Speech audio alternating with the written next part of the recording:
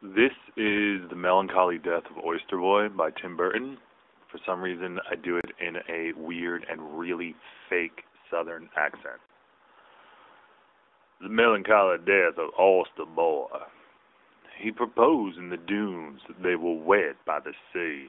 Their 9-day-long honeymoon was on the Isle of Capri. For their supper they had one spectacular dish, a simmering stew of mollusks and fish.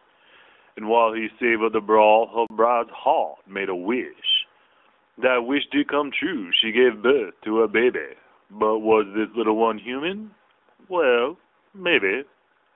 10 fingers, 10 toes, he had plumbing inside. He could hear, he could feel, but normal? Not quite.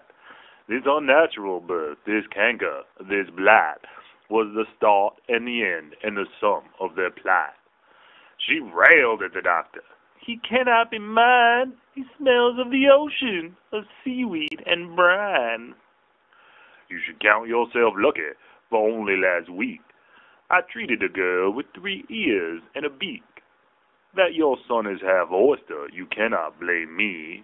Have you considered, by chance, a small home by the sea? Not knowing what to name him, they called him just Sam, or sometimes, that thing that looks like a clam. Everyone wondered, but no one could tell, when would young Oyster Boy come out of his shell. When the Thompson quadruplets espied him one day, they called him a bivalve, and ran quickly away. One spring afternoon, Sam was left in the rain at the southwestern corner of Seaview and Maine. He watched the rainwater as it swirled down the drain. His ma on the freeway in the breakdown lane was pounding the dashboard. She couldn't contain her ever-rising grief, frustration, and pain. Really, sweetheart, she said, I don't mean to make fun, but something smells fishy, and I think it's our son. I don't like to say this, but it should be said.